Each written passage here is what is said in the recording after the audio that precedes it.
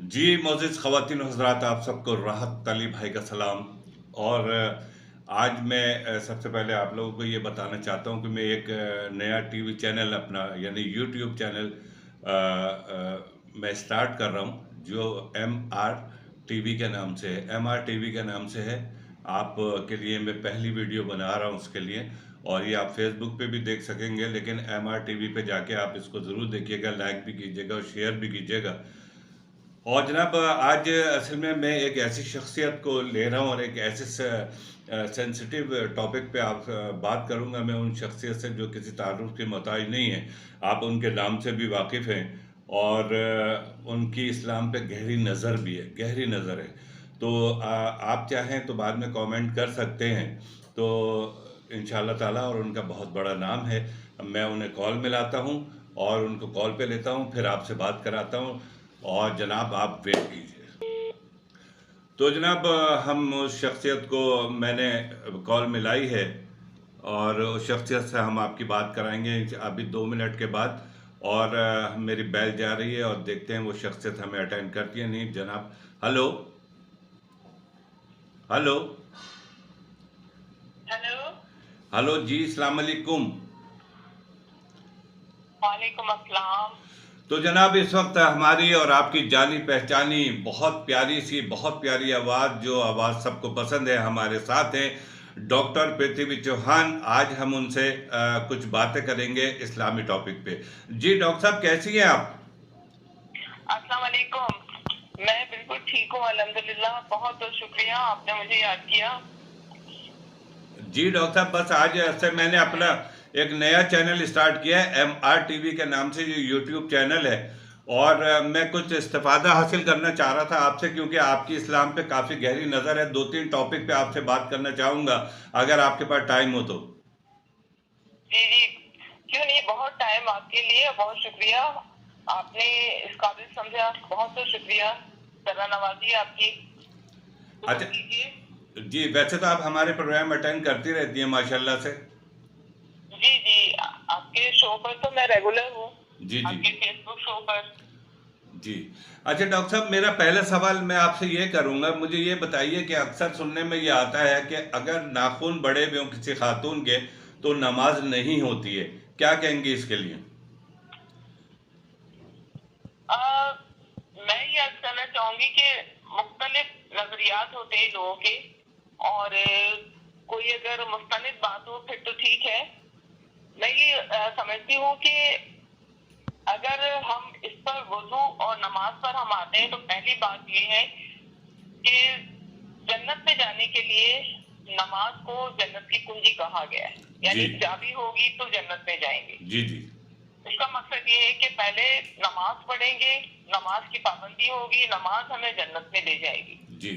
अब नमाज तक पहुंचने के लिए हमें वुजू लाजिम है, तो जी वुजू जो है वो नमाज की कुंजी हो गया, यानी वुजू होगा तो हम नमाज तक पहुंचेंगे। जी। जी अब वुजू के लिए जो एक तरीका कार है, जो उसके स्टेप्स हैं, उसके लिए हम पर ये हम अल्हम्दुलिल्लाह सबको मालूम है, मुसलमान है, कि वुजू करने के लिए क्या तरीका कार है और हमें किस तरीके से वुजू करना होता है। वुजू की बुनियाद तो ये है कि जो पार्ट हमारे वुजू के लिए टाइम पर हम जो करते हैं स्टेप, उसमें हमें उसको पानी लगना जरूरी है। जी। यानी हाथ धोना, कुल्ली करना, जी। जी नाक के पानी और कान, और फिर जो मसा करती है, सारा कुछ जितना भी अमल है, जितना सब प्रोसीजर है, उसमें पानी का लगना जरूरी है, यानी कि उस पार्ट को गीला होना जरूरी है।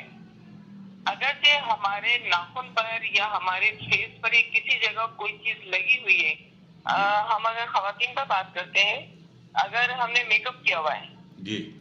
लिपस्टिक लग रही है हमारी, या हमने नेल पेंट लगाया हुआ है, नेल पॉलिश लगाई हुई है, जी। जी तो सबसे पहले तो हमें उसको रिमूव करना होगा, यानी पहले उसको वॉश कर लें, जी। उसको उतार दें, उसको हटा दें, जी। उसके बाद वुजू शुरू करें। जी। ठीक है। जी। अच्छा, जी। अब आती है बात के नाखून बड़े हुए। नाखून हमारे जब तक जिस्म के साथ, यानी कि हमारे नाखून अपने जिस्म के साथ है, तो जी। वो मुर्दा नहीं है, जी। वो हमारे जिस्म के साथ लगे हुए, बेशक वो बड़े हुए हैं। जी। जब वो कट जाएगा तो कटने के बाद वो मुर्दा हो जाएगा। जी। जी। जब तक वो जिस्म के साथ लगा हुआ है तो वो हमारे जिस्म का हिस्सा है। जी जी हाँ, वो मकरूह तो हम कह सकते हैं, यानी मकरूह है लेकिन वो हराम नहीं है, या उसमें ये नहीं कि उस पर वुजू नहीं हो सकता। जी वुजू की जो पहली शर्त है वो ये है कि उस पार्ट का जो जिस हिस्सों को धोना जरूरी है वुजू के टाइम पर, उनको पानी लगना जरूरी है। अगर पानी लग गया तो वुजू हो गया।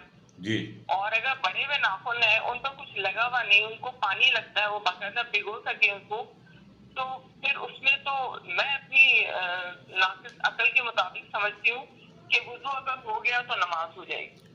अच्छा अच्छा, तो मतलब ये है कि अगर वुजू हो गया तो नमाज हो जाएगी, लेकिन एक तरफ आप ये भी तो कह रही हैं कि मतलब मकरूह है। मकरूह है, हराम नहीं है ना। अच्छा, मकरूह मकरूह इसलिए है, जी मकरूह इसलिए कि वो हमारे जो यानी जितना नाखून हमारे गोश्त के साथ जुड़ा हुआ है जी वो जिंदा है। अच्छा और जैसे जैसे वो बढ़ना शुरू होता है तो हमारे गोश्त से वो थोड़ा थोड़ा बाहर आकर अलग हो जाता है। जी तो उसको अगर आप हटा दें या अगर हमने नहीं हटाया तो उसमें ये नहीं है कि अगर हमने उसको नहीं हटाया, नहीं काटा, ये वो बड़ा हुआ है तो हमारी नमाज ही नहीं होगी या हमारा वुजू ही नहीं होगा। अच्छा अगर उस पर कुछ लगा हुआ है तो फिर तो वुजू लाज़िम बात है कि जब वो उसको पानी नहीं लगा तो वुजू नहीं होगा। सही लेकिन उस बड़े हुए नाखून पर अगर पानी लग गया और वो बाकायदा उसको हमने भिगो दिया है, वुजू हमारा मुकम्मल हो गया है, तो वो बड़ा हुआ नाखून है तो जिस्म के साथ जुड़ा हुआ ना, जी उसको काटने के बाद हमने चिपका के तो नहीं लगाया हुआ। जी जी जी वो जी अभी वो कटा नहीं है, वो जिस्म के साथ जुड़ा हुआ है, लिहाजा वो हमारे जिस्म का हिस्सा है उस वक्त तक जब तक है हमारे नाखून के साथ, तो वो बड़ा हुआ नाखून भी हमारा जुड़ा हुआ है। अगर वो टूटा हुआ है, लटक रहा है, आधा हो गया है और हम उसको काट नहीं रहे, तोड़ नहीं रहे और अब वुजू करें, इसका मतलब वो तो बिल्कुल मर चुका होता है। जब टूट बात होता है कि नाखून थोड़ा टूट जाता है, आधा टूटा हुआ तो उसको पूरा कट नहीं करते जी जी और उसको चला लेते हैं, वो गलत होता है। अच्छा अच्छा लेकिन जब तक वो मुकम्मल जुड़ा हुआ है तो वो हमारे जिस्म का हिस्सा है, तो वो जिंदा है। वो मकरूह जरूर है लेकिन वो मरा हुआ नहीं है। जब कट के गिर जाएगा तो वो मर जाएगा। सही है सही है। तो मैं अच्छा समझती हूँ कि वुजू हो जाता है। जी ठीक। अच्छा बाकी डॉक्टर साहब ये मजहब का मामला है और अगर कोई मेरे ख्याल से इत्तेफाक करे न करे वो एक अलग है, लेकिन जो मैं जहाँ तक समझती हूँ तो मैंने उसको वाक़ई कर दिया है। नहीं, मुझे पता है कि आपका इल्म है, आपने बहुत बुक्स स्टडी की है और आप माहिर नफ्सियात भी हैं, और बहुत बड़ी और बहुत बड़ी मतलब बहुत बड़ा नाम है आपका माशाल्लाह माशाल्लाह। और आपको मैंने इसीलिए लाइन पे लिया है कि लोगों की ज़रा सी आंखें मैं खोलना चाहता हूँ। अच्छा डॉक्टर साहब, एक चीज़ आपकी हम हिदायत है। जी जी जी। अच्छा, एक बात मुझे ये करनी थी, ये जो हम खुला होती है खुला, ये एक्चुअल जी खुला जी। है क्या? देखिए, खुला को मैं थोड़ा सा डिफाइन कर दूं जी कि पहले तो आसान लफ्जों में बताऊं जी कि जिस तरह मर्द के पास तलाक का हक होता है, यानी जब रिश्ता जो जवाज होता है उसको तोड़ना हो या दोनों को रिश्ते को खत्म करना हो, अगर मर्द इस्तेमाल करेगा तो उस अमल को तलाक कहते हैं और जब औरत इस्तेमाल करेगी तो उसको खुला कहा जाएगा। जी जी यानी रिश्ते को तोड़ने के लिए अगर मर्द लफ्ज इस्तेमाल करेगा तो तलाक होगा। मर्द के पास हक है कि वो खुद ही तलाक दे सकता है, अच्छा लेकिन औरत के पास ये इख्तियार है, लेकिन उसे वो अदालत या काजी, अब तो काजी का जमाना नहीं है, अदालतें हैं। औरत को अगर खुला लेनी होती है तो फिर वो अदालत से रुजू करती है। जी और खुला के मायने हैं कि दोनों यानी इसकी जो असल इसका मायने अगर हम निकालें, इसके लफ्जी मायने, तो खुला के मायने बरवजन लगा, बाहर निकालने या उतारने के हैं। जी यानी किसी चीज को निकाल देना, उसको अलग कर देना, उसको उतार देना। हम्म ठीक है, सही जैसे जूते उतार दिए, कपड़े उतार दिए, खुद से जुदा करना। यानी मर्द औरत के रिश्ता जोजे से बाहर आ जाती, जी उससे शर्म खुला का मफहूम यही है जी कि मिलके निकाह से दस्तबरदार जी होना। जी जी। अच्छा, अमूमन ये होता है कि डॉक्टर साहब के शौहर जो है वो कहता है कि मैं साइन नहीं करूंगा, इससे कोई फर्क पड़ता है? जब मर्द तलाक देता है तो औरत के साइन नहीं होते उस पर। अच्छा मर्द तलाक दे देता है, लिख के देता है कि मैं तलाक देता हूँ, यानी जो भी 1 2 3 बार जी लिखता है, तो उस पर औरत के दस्तखत नहीं होते। जी और जब औरत खुला लेती है तो खुला वो औरत ले रही है अदालत से, जी तो उससे मर्द उसके दस्तखत की जरूरत नहीं होती। अगर मर्द दस्तखत करेगा तो वो तलाक हो जाएगी, वो खुला नहीं होगी। अच्छा। खुला तो अदालत दे रही है या काजी दे रहा है। जी। तो काजी साहब शौहर या नामदार को बुलाकर उनसे दस्तखत तो नहीं करवाएंगे, वो दस्तखत करेंगे तो वो तलाक हो जाएगी। अच्छा। जी। अच्छा, अगर वो दस्तखत करेगा तलाक हो जाएगी, तो फिर मतलब ये कि हलाला जायज हो जाएगा। अच्छा, अब जब शौहर अगर रिश्ते को तोड़ना चाहेगा तो वो तलाक दे देगा। अदालत, अब मैं थोड़ा सा जो अदालत में तरीका कार है खुला का, मैं उसको थोड़ा सा शॉर्ट आपको जी जी, explain हमारे करता हूँ आवाम को आप अच्छी तरह समझाइए। जी जी। अगर कोई लड़की किसी वजह से अपने शौहर के साथ नहीं रहना चाहती और शौहर उसको तंग करता है या नहीं भी करता, ये किसी भी वजह से वो नहीं रहना चाहती और वो चाहती है कि इस रिश्ते को मैं खत्म कर दूं, तो वो अदालत जाती है। जी। अदालत जाने के बाद वहां से शौहर के नाम पर नोटिस जारी होता है, उसको इत्तला दी जाती है और वो एड्रेस जो निकाहनामे पर दर्ज होता है, उस एड्रेस पर वो उसको नोटिस जाता है। नोटिस जाने के बाद फिर वो रिसीव करे ना करे, लेकिन वो ये नहीं कह सकता कि मुझे बताया नहीं गया या मुझे तो इत्तला नहीं हुई और किस तरह से खुला हो गई। जब नोटिस जाता है, अगर वो साहब आ जाते हैं तो दोनों को एक कमरे अदालत में जज अपने चैम्बर में ले आकर दोनों की एक इब्तिदाई मीटिंग करवाता है। और कोई अगर हो सकता है कि कभी कभी गुस्से में भी लड़की खुला में आ गई है और हो सकता है बाद में वो सोचे कि हम रहना शुरू कर दें साथ, हो सकता है इरादा बदल जाए उसका। इसलिए जज अपने कमरे में उनकी एक मीटिंग करवाते, उसको हम प्री ट्रायल करते हैं, यानी कि खुला से पहले एक मुलाकात और आपस में शायद कोई सुलह का रास्ता निकल आए। उनकी मुलाकात होती है और उस वक्त वो दोनों डिसाइड कर लेते हैं कि उनको रहना है या नहीं रहना है। अगर इनकार करते हैं तो प्री ट्रायल फेल हो जाती है और खुला ग्रांट हो जाती है। दूसरी सूरत में अगर लड़का नहीं आता और वो 2-3 नोटिस के बाद वो नहीं आता, तो उसको फिर हम कहते हैं एक्स पार्टी, यानी कि वन साइड हो जाता है। जी। उसमें ऐसा होता है कि अदालत उसके जो भेजे हुए नोटिस होते हैं उसकी एक कंफर्मेशन रिपोर्ट आती है कि उसको पहुंचा नहीं पहुंचा, वो आया, वो दानिस्ता नहीं आया या जो भी वजह हो, कि अदालत उसको वन साइड फैसला करके और उस लड़की को खुला ग्रांट कर देती है। क्यों? कि अगर मर्द नहीं आता तो क्या मतलब वो औरत को बांध के रखेगा सारी जिंदगी। बार बार ये देखा गया है, मैंने अदालतों में देखा है कि कहते हैं कि सारी जिंदगी तुम चक्कर लगाती रहो, मैं तुम्हें कभी आजाद नहीं करूंगा। सही। तो ये मजहब ने उसको ये हक दिया है। जी जी। अगर औरत रिश्ता खत्म करना चाहे तो खुला की तरफ जाएगी और मर्द रिश्ता खत्म करना चाहे तो तलाक की तरफ जाएगी। सही है, बिल्कुल सही है, बिल्कुल सही है, बिल्कुल सही है। अच्छा, ये जो मतलब अगर फर्ज कीजिए कि वो दोबारा उस जाना चाहती है उसके बाद खुला लेने के बाद, तो उसका क्या तरीका कार है? जी। अच्छा, ऐसा है कि अगर फिर खुला के बाद, क्योंकि खुला का हक जो है वो लड़की के पास है जी। और लड़की जब खुला ले लेती है तो उसको अपनी 3 माह 10 दिन की इद्दत पूरी करनी होती है और उसके बाद अगर वो चाहे तो वो दोबारा अपने उसी पहले शौहर के पास बगैर हलाले के वो दोबारा उससे निकाह कर सकती है। अच्छा अच्छा अच्छा। लेकिन अगर मर्द तलाक दे देता है तो फिर लड़की को दोबारा किसी और शख्स से निकाह, पहले 3 महीने 10 दिन की इद्दत गुजारेगी, फिर किसी और से निकाह होगा, फिर उसके बाद अगर वो अपनी मर्जी से वो शख्स जब उसे तलाक देगा, शर्त की बिना पर जाएगी तो हलाला, वो सही मानों में हलाला नहीं होता है, शर्त पे हलाला नहीं होता। फिर जब वो तलाक देगा उसके बाद फिर वो इद्दत गुजारेगी, उसके बाद वो अपने पहले शौहर के पास वापस आएगी। अच्छा अच्छा अच्छा। डॉक्टर साहब, थोड़ा सा यहाँ करेक्ट कीजिएगा, ये इद्दत जो है 3 महीने 10 दिन की होती है या 4 महीने 10 दिन की होती है? अच्छा, खुला और तलाक में 3 माह 10 दिन की होती है और अगर किसी का शौहर इंतकाल कर जाए तो फिर 4 माह 10 दिन की होती है। अच्छा अच्छा अच्छा अच्छा अच्छा। ये देखें, ये वो चीज़ है जो लोगों को नहीं पता है, ये चीज़ मुझे भी आज पता लगी है। जी। अच्छा, अगर शौहर इंतकाल कर जाए तो फिर 4 महीने 10 दिन की इद्दत होती है और अगर तलाक या खुला होती है तो उसमें 3 माह 10 दिन की इद्दत होती है। अच्छा, ऐसा भी होता है कि किसी को जैसे तलाक हो गई, अब वो कमाने वाली अकेली है, तो उसको लाजमी है कि 3 महीने 10 दिन करे या वो बाहर नहीं निकल सकती?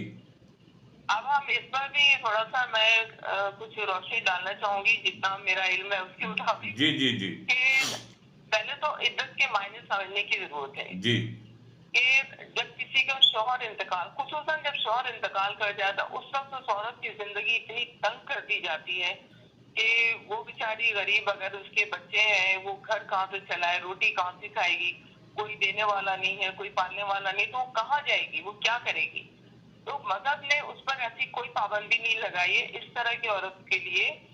वो सुबह जब सूरज निकलेगा तो वो घर से बाहर निकलेगी, सूरज गुरूब होने से पहले उसे वापस आना होगा। अच्छा अच्छा और जिस हद तक मुमकिन है वो नकाब या पर्दा करके हो जाएगी, ताकि लोगों की नजर में हो कि ये दिन के उजाले में गई थी और दिन के उजाले में कुछ गलत नहीं किया होगा, काम करके दिन के उजाले में ही, रोशनी में ही वापस घर आ गई है।